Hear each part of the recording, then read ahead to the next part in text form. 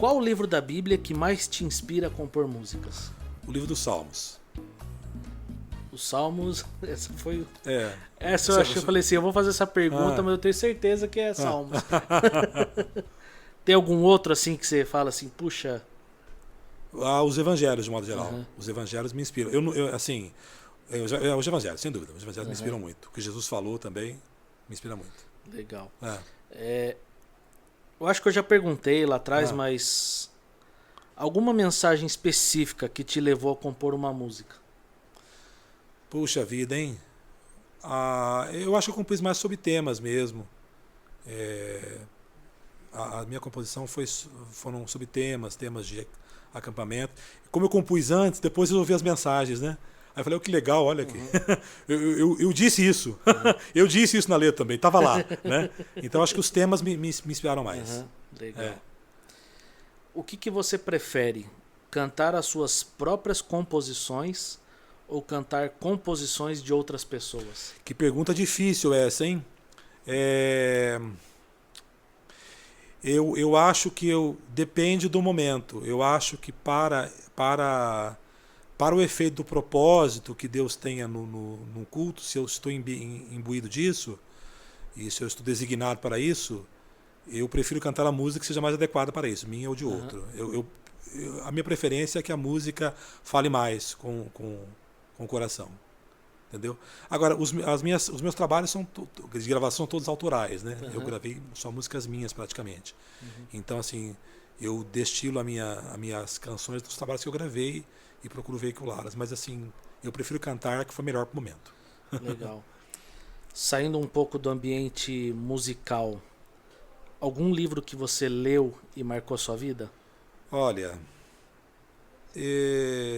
me lembro de um livro chamado Ministério de Louvor da Igreja, do pastor João Alves Souza Filho. Foi um dos primeiros trabalhos, eu acho, que escreveu no Brasil, bem prático mesmo, sobre essa dinâmica, né?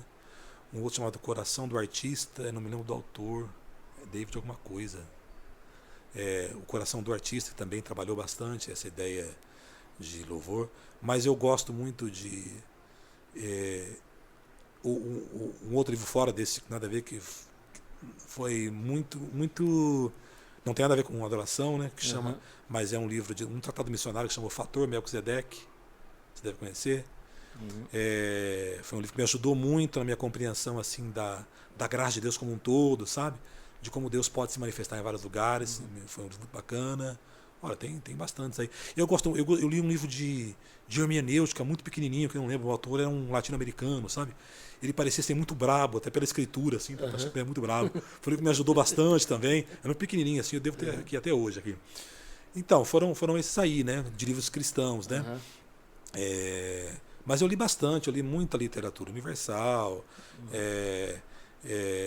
Sempre gostei muito de ler, né? Então, assim... Ler, para mim, é um negócio bacana. Eu gosto de ler bastante, eu gosto muito de informação pela leitura. Legal. 3 pregadores que você gosta de ouvir. Não precisa ser necessariamente aqueles que você ouve todo domingo. Pode ser que você gosta e aprecia a mensagem. Puxa vida. Eu ouvi muito na minha vida, né? Ouvi muito ao longo da minha vida. Atualmente eu tenho ouvido bastante o pastor Hernandes Dias Lopes, também por causa da influência da esposa. Já o conhecia há bastante tempo, né? Mas tenho ouvido mais agora. Nós temos ouvido juntos, tem feito bastante bem. Ouvi muito Caio Fábio.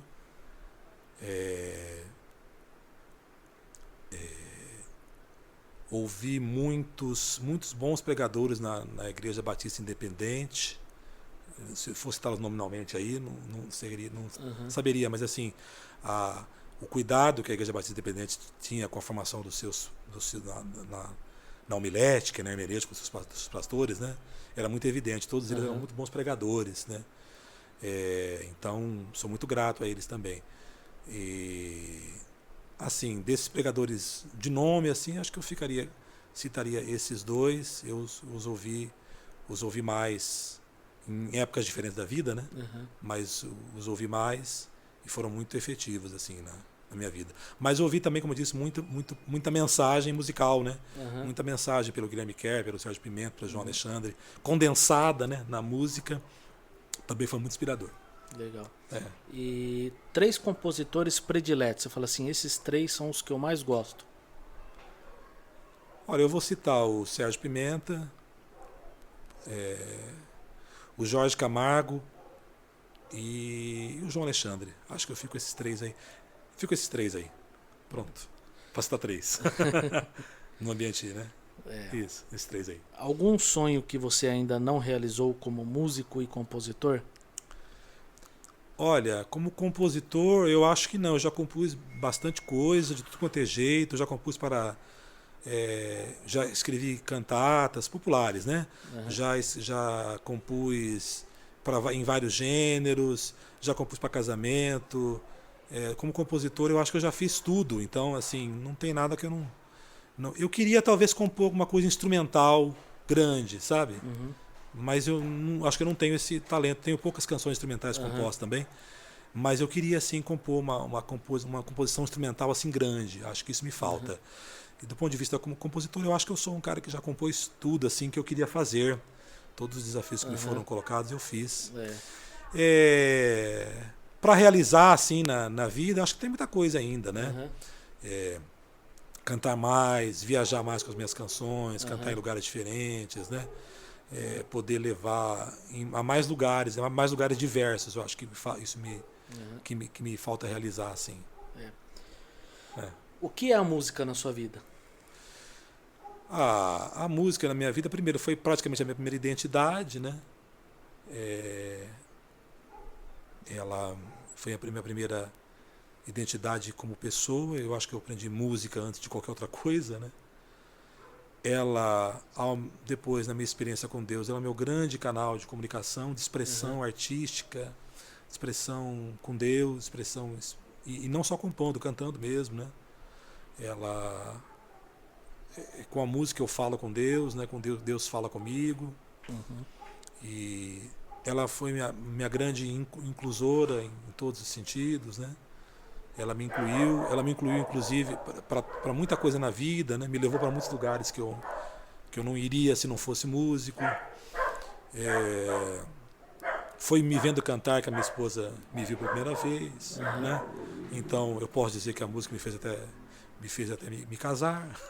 Também, né, posso atribuir isso à música, né? Porque o primeiro contato que ela teve comigo foi me vendo, depois de muito tempo que a gente foi conversar, né? Mas a primeira visão que ela teve foi me vendo. Então, que direi, né? Eu devo muito à música como processo. E por causa da música e de todas as coisas que ela chama, eu conheci muita coisa, tive muito conhecimento também, né? Muita história, muitas artes de um modo geral, história, literatura, né? A música me fez também abrir os outros universos que são correlatos a ela. Como você tem que saber de uma coisa, você acaba sabendo por outra, né? E a ideia do som, né, de entrar as coisas pelo som. Então, tudo que eu ouço, mesmo que não seja musical, me entra muito melhor do que aquilo que eu leio, que eu vejo, né?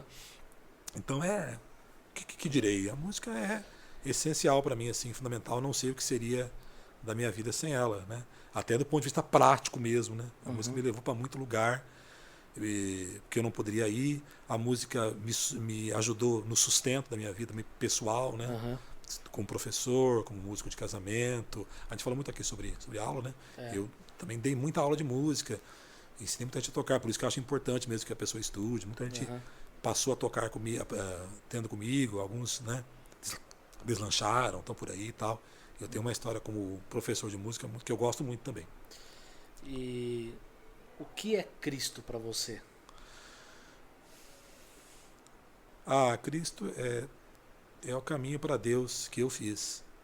É o caminho para Deus que tem que fazer, né? Lógico, não há outro caminho. Mas eu sei dele. Eu fiz por esse caminho aí, né? Então, eu dou graças a Deus por Cristo ser a pessoa de Deus que a gente pode ver, que se fez ver, né? Então, Cristo para mim é o que ele é mesmo, mas assim, de verdade, né? Eu cheguei a Deus por ele, E eu sei que ele foi me buscar lá onde eu estava, né? E eu sei que ele já me conhecia. Então, Cristo é o que ele é mesmo, o caminho, a verdade e a vida, mas especialmente o caminho. O caminho. Você sabe que eu estava com meu avô agora recentemente no hospital. Sim, e sim. Cheguei lá, perguntei, e aí, vô, como é que você tá? Ele, eu tô no caminho de Deus. Que bacana, bacana, que bacana. 85 anos. Ah, que bacana, que bacana. Herbert, a última pergunta pra gente fechar. Sim. O Ministério de Louvor, ele é composto por muitos jovens e adolescentes. Pessoas que possuem, em sua maioria, menos ali de 30 anos. Na maioria das igrejas, Sim. São jovens. Uhum. O que você tem para dizer para essas pessoas que estão começando a sua jornada no ministério, conhecendo a sua identidade musical, conhecendo o que é o Ministério da Música dentro da igreja? O que você tem a dizer para essas pessoas que eu quero ser um ministro de louvor ou tocar um instrumento na igreja?